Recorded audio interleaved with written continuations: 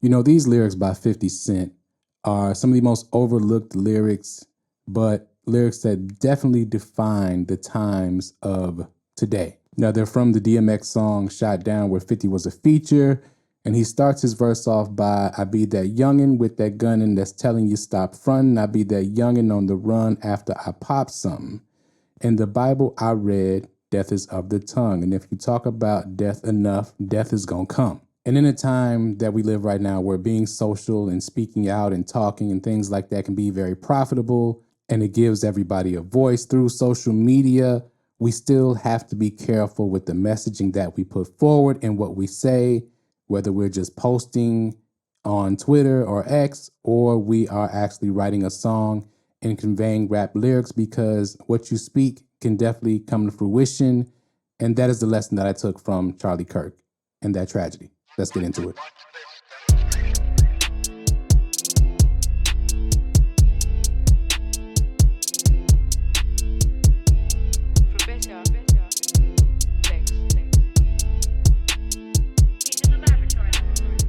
Now, before you post or comment anything about your feelings towards Charlie Kirk and whether you are saddened by what happened to him, or you may think he got what was coming to him, I see a lot of that.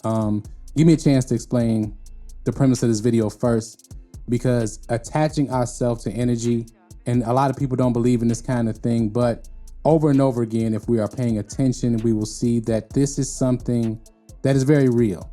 As far as what you put out will come back to you in maybe a way that you really didn't foresee and don't want it to. And I'm going to go positive and negative, but I'm going to start with the Charlie Kirk shooting. Now, if you're not hip to this, Charlie Kirk was a political pundit and right-wing commentator. Now, he said a lot of things that were inflammatory, that were seen as inflammatory. Again, he claimed to just be expressing himself, which he has every right to do, as everyone does. But the thing is, when you incite certain things and certain energies, a lot of times that can come back to you. And that is the gist of this video. And I see a lot of people who are, overly, in my opinion, expressing themselves about this issue. And my opinion, you'll see why in a minute, is that refrain from attaching your energy to this type of thing, especially if it really doesn't have anything to do with you personally. And for most of us, that is the case. Now, that 50 Cent lyric that I started with always reminds me of the Biggie and Tupac situation, and especially Biggie's last album, Life After Death. Of course, now his first album was called Ready to Die, and then the second album, Life After Death. Just the track list alone, where the intro is Life After Death, the next song is Somebody Gotta Die. He has another song called Last Day, the song More Money, More Problems. And then the last song on the album is You're Nobody, and then Till Somebody Kills You. I'm gonna come back to that when I talk about another album that has a different approach and had different results in the artist's career. But also, I wanna get into Tupac as well. When we look at the I Ain't Mad At You video and the Me Against the World album, and a lot of Pac songs, especially towards the end of his career, spoke about dying. And again, I think that's where 50 Cent was going with those lyrics.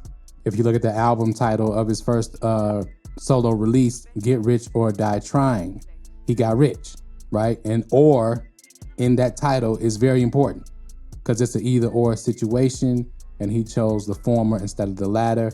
These things matter. I know we think that they don't. To some people, they're not going to get it. They're going to think, oh, this is spooky talk. But if you pay attention to how things transpire, and if you look at what Charlie Kirk, a lot of things that he talked about, when he talks about this quote on the screen here, Charlie Kirk calls for shooting and whipping migrants on the southern border. If you enter, we have lethal force and we're willing to use it. Now, Charlie Kirk is not a law enforcement officer or agent of any type.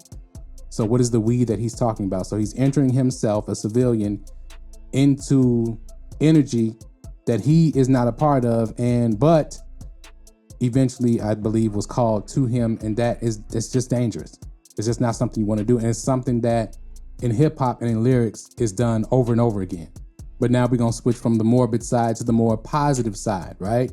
When we go to Rick Ross, always comes to mind when I think of somebody speaking their wealth into existence, because Rick Ross doesn't really fit any archetype of a person you would see as being wealthy. Now he is a talented rapper, definitely knows how to make a song and pick music and pick beats. But if you look at the image he's always portrayed an image of wealth, and he got there. If you would have told me that Rick Ross would be where he is when he first started, 15 years ago or so, there's no way most of us who are hip hop fans would have thought that. But lo and behold, if you listen to the messaging in his music, even before he became very successful and wealthy, he spoke it into existence, right? If you look at Jay-Z, all throughout his career, same thing. Even though they talk the D-boy talk, they talk about the other side of the D-boy talk and the lessons they learned from being that. Okay, the Clips and their success is another great example of that, and that luxury talk and those lessons that they put in the Let God Sort 'Em Out album. Young Jeezy is another example of that. There are a lot of examples that go through, but one of the main examples, and shout out to commenter Been There Too, where he says, go back and listen to his song Now or Never, talking about Kendrick Lamar with Mary J. Blige on Good Kid, Mad City. And he was speaking to the video I did about Kendrick winning the Emmy Award and the VMAs and all the awards he's speaking to Kendrick's success, right? In that song Now or Never, at the end of Good Kid, Mad City, as you see on the screen here. Not only was he celebrating his success at the time, but he was also projecting the success he would have in the future that is coming to fruition right now and has been the success he's had throughout his career thus far. If you look at the way he starts the song with the lyrics on the screen, waking up in a dream, sleepwalking on another big stage. You never heard peace till you hear the people scream your name in unison. I'm so far away from the place I used to be, struggling usually. Look at the newer me, fate pursuing me. I can feel the energy in the air. It feel like I'm supposed to be here. All those mantras, see, those are mantras. If you performing that song every night on tour, okay, it's the same with us at home singing the songs to ourselves, right? With him, he's actually talking about himself, so he's visualizing himself in those spaces, right? And if you look at the track list for Good Kid, Mad City, it is the absolute last song on the album. It's a bonus, but it's the last song on the album, right? So all the trials and tribulations he's talking about in the album is culminated in a success story. So that so-called negative energy or bad energy, where the lessons are being taught and the life path is being explained and conveyed, you end it off with where you're going next. You end it off in that energy of success, in that energy of positivity. And if you pay attention to Kendrick's albums, they all kind of follow that trajectory. Even Damn, where DNA is the first song and Duckworth is the last song, or DNA is the last song and Duckworth is the first song.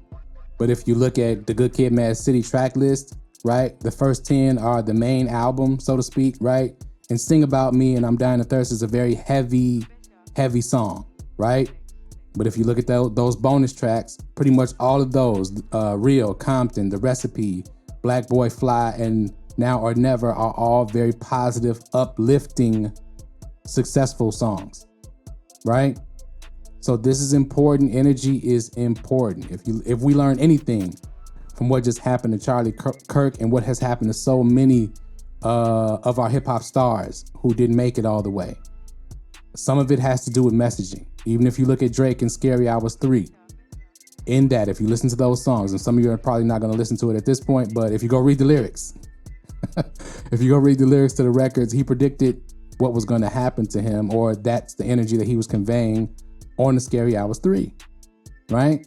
Now, he didn't envision it going this way, but if you listen to the mantras he's speaking in that song and the lyrics he's conveying in that song, a lot of that energy was brought up throughout the battle.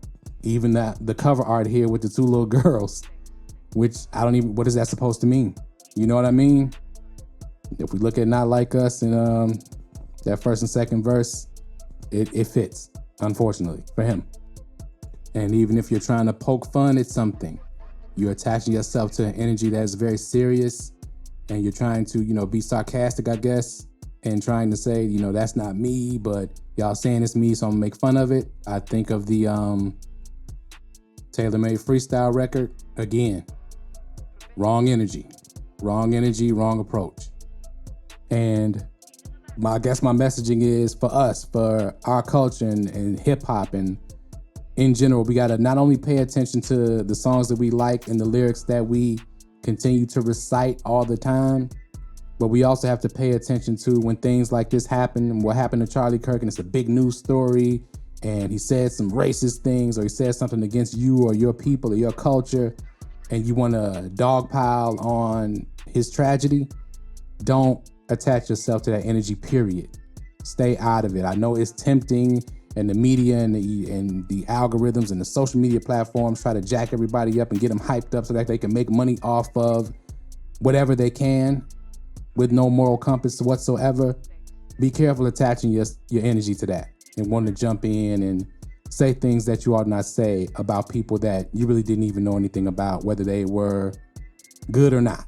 What happened to them, and the rest of us need to focus on that kind of energy not happening to people that we care about. And the best way to do that is not to give those situations too much energy and let people who try to draw you into their chaotic existence go on about their business. All right? Because this kind of energy is happening too often, and I keep seeing people try to not only shoehorn black people into it, but shoehorn hip hop, and we have nothing to do with this. I'm sorry. But prayers out to his family and prayers out to everybody's family. You know, there's been a lot of tragedies, especially this past week. Prayers out to all those people. But let's keep things going in a positive direction. Let's keep our minds and our energies going in a positive direction and a productive direction. And all this madness, you know, we got, 2 or 3 more years of this at the forefront, and people are going to keep trying to press us into their chaos, but let's not fall for it. So that's all I got to say about this, man. Let me know what you think in the comments below. Hit that like button if you haven't hit that like button yet. Hit that subscribe button if you're not subscribed. Share this video. Tell a friend to tell a friend. Attention is currency. Always remember that. And thank y'all for watching as always. And we out.